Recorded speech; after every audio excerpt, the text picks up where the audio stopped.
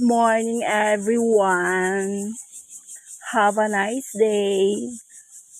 So, the weather today here in Taiwan is so very nice weather today. So, ano yan nga guys, no? It's a very, very sunny day. I'm walking with Snowy Doggy. O, diba? So, exercise lang guys. Konting walk lang para matanggal ang ating konting taba sa ating katawan. Medyo mainit-init na rin kasi magna 9 AM na, no? Pero it's okay kasi vitamins pa naman siya. Char. So, ayan, nagpapayong naman tayo, guys. So, ayan, napakaganda dito sa aming village, guys, no? Nakaka-relax. Yan, of course, nakaka-relax. Sige na. So, dito tayo na naman. Babalik tayo dito. Balik tayo, tapos iikot tayo. Ayan.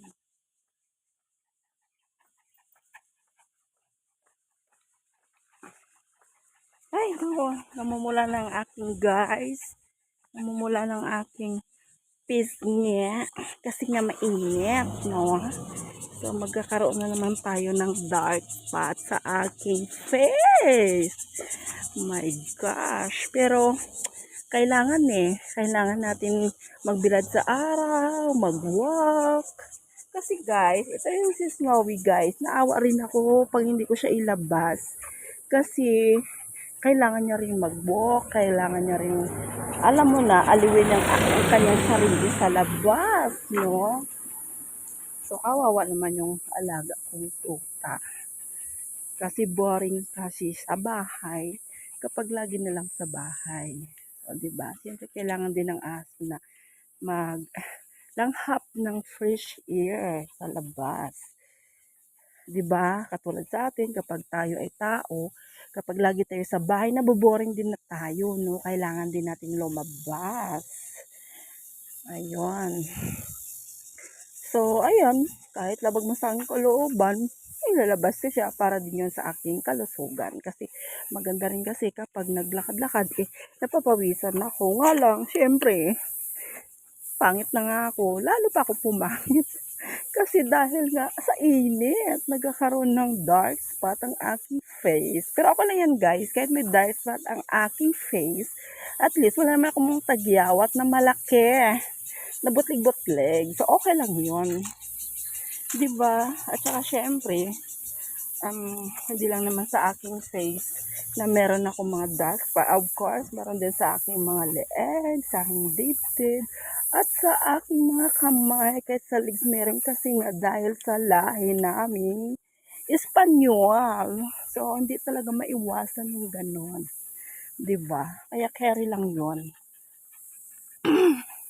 Kasi natural yun, nasa balat natin. Mas malala pa nga yung mga Amerika na talagang as in. So, dyan mo makikita ang tunay na mistisa. Diba? Magkakaroon ka ng ganyan. Kaya, wala namang problema kung may dark spot ang iyong face kasi yun nga, lalagyan mo ng foundation, medyo okay na yung inyong face. At least, natural siya.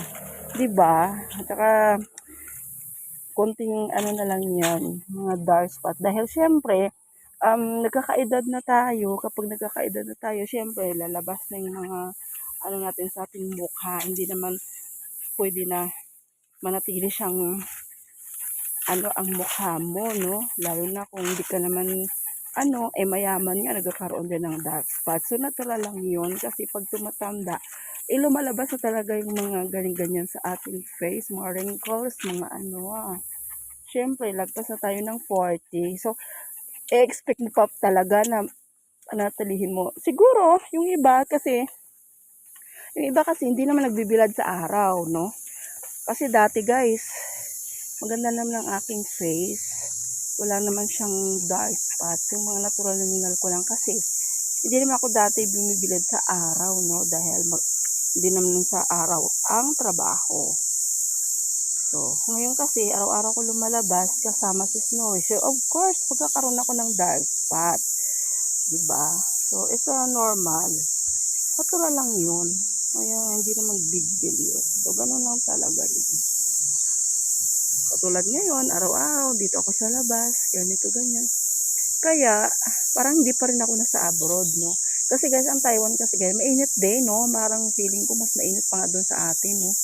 Pero maganda naman siya kasi katulad nito, na paligid nito, eh puro kahoy.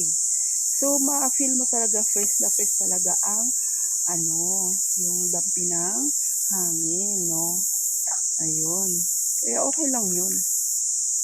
Wala naman din yan big deal kung nagkakaroon ka ng dark spot sa iyong face. 'Di ba? Hindi naman tayo sumasali sa pagandahan talaga ng ating beauty. Ang mahalaga ay maayos ang iyong health, 'di ba? So, ayan nga guys, minsan nandito ako umaliwaliwaliw sa isda na lumalangoy-langoy katulad niyan, no? Lumalangoy-langoy sila.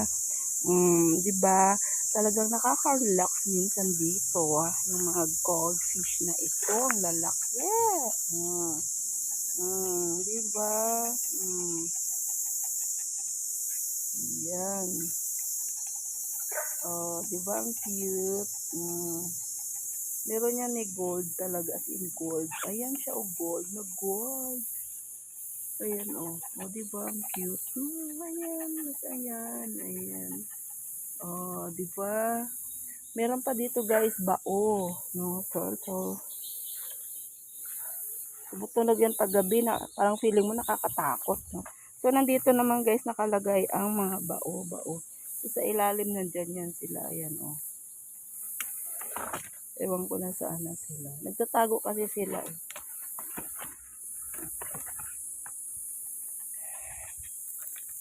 So ayun, uuwi na kami. Kasi ang aking alaga guys, dalawa kasi yung alaga ko dito sa Taiwan, no. Um, Dati maliit pa sila nung pumunta ako elementary at saka first year high school. Ngayon binata na talaga at nag-aaral na sa US yung panganay. Tapos yung pangalawa naman nasa third year high school, no. Pero ngayon dahil sa Taiwan is vacation nila o July and August. So ngayon ang alaga ko, pareho na silang pumapasok sa O-phase, no. So sa August pupunta sila ng US kasi mag-aaral yung alaga kong panganay na lalaki and then yung babae ganun din, magbakasyon lang. So, September naman yung start ng pasok kaya hindi na ako masyado nahihirapan sa work ko dito dahil basta trabaho na sa office yung alaga ko tuwing vacation. Unlike before na, ay naku ang kulit kapag walang pasok kung ano nang ginagawa niya, laro-laro. So ngayon, 'di ba? Pero siyempre grabe din yung pagtitiis ko before, no, nung maliit pa, Diyos ko, halos mangyak-yakas sa kulitan, no. Kaya sabi nga nila, kapag may tiyaga ka, talagang magiging okay yung life mo, 'di ba? Basta tiis-tiis lang, gano'n lang yun. Kahit naman sa ating mga boss, may something minsan yan, no, yung mga ugali. Pero kailangan lang natin, pahabain natin ang ating pasensya. Kasi guys, kapag wala tayong pasensya, hindi tayo guys tatagal sa ating mga amo. Diyos ko, alam mo naman yung mga yan. Siyempre, marami din sila mga problema sa kanilang buhay. So, ay nga guys, hindi lang naman sa bahay ang problema at mga anak nila. Of course, may mga problema din yan sila sa trabaho nila. Kaya minsan, kailangan din natin intindihin yung mga amo. Pero minsan, nakakalurk. Kaya minsan talagang hindi mo rin maiwasan na mapapasagot ka or alam mo na, so siyempre meron din tayong problema sa sarili nating buhay-buhay. Kaya gano'n lang 'yun, 'di ba? So, tiis-tiis lang. Kasi kailangan natin magtiis kasi nga meron tayong pangarap sa buhay. Kasi kung hindi tayo magtiis, hindi tayo tatagal sa ating mga trabaho, no? 'Di ba? Like for example, gustong bumili ng kotse sa Pilipinas. So, kailangan mo magtiis kasi gusto mo bumili ng kotse and then gusto mo magawa ng magandang bahay. So, kailangan mo rin magtiis, no? Kasi pinapagawain mong bahay, tapos ganito ganyan, alam mo na. So, marami tayong dapat intindihin sa buhay, sa mga pangarap, lalo na yung mga anak natin, nag-aaral. So, kailangan natin na magtiis. Kasi kailangan natin mapatapos ang ating anak. Kaso lang minsan ang problema sa mga anak na mga bulakbol, inuuna yung barkada, 'di ba? Minsan nabuntis pa pag babae, alam mo 'yun? So hindi nila naiisip yung sakripisyo ng mga magulang nila na nasa ibang bansa. Akala nila pag nakita na nila sa social media, okay na, ganito ganyan, sarap ng buhay. Pero hindi nila alam. Hindi nila alam, 'di ba? Kung gaano kahirap at pagtitiis mo sa mga amo mo, my God. Tapos minsan pag pinagsabihan pa, nagagalit pa. Diyos ko, ikaw pang nang lumabas na ikaw pa yung masama. 'Di ba? Kaya minsan nakakalurk yung mga anak. Kaya itong mga anak na ito, tapos sasagot-sagot pa, kaysa ganito ganyan, di nila alam. Siyempre, tayong mga magulang, kailangan lang naman natin na magiging maganda ang buhay nila at hindi sila mahihirapan sa kanilang buhay someday, no, 'di ba?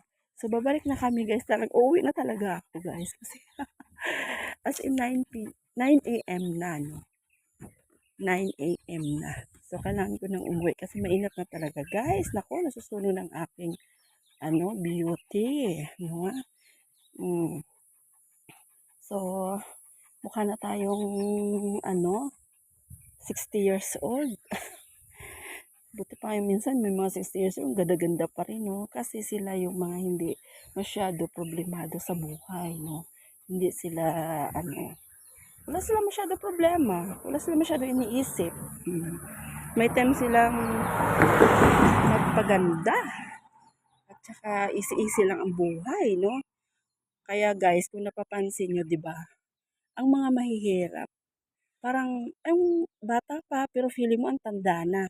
It's because nga, sa sobrang hirap ng trabaho nila, lagi sa araw, nagpapainit. Pero tingnan nyo naman, i-compare natin ang mga mayayaman, no? At saka yung di opisina ang trabaho, hindi nagpaparaw. Parang kahit na sabihin natin 70 years old, 80 years old, parang bata pa. Kasi sila yung mga taong hindi kapos sa buhay. Hindi sila naghihirap, maayos ang trabaho, 'di ba? Kaya tapos nakakabili sila ng pampaganda, pampatanggal ng wrinkles, yung mga ganun. Kaya tayong mga mahirap, siyempre kahit gustuin man natin, wala tayong magagawa kasi yung ibili natin ang ating pampaganda at saka ibili na lang natin ng pagkain, no, ng pamilya natin. So, yan ang difference dyan, di ba? So, ayan, mahaba ng aking yaw-yaw at daldal, no? At explanation sa mga buhay-buhay. So, ika-cut off ko na guys kasi uwi na ako. Babush!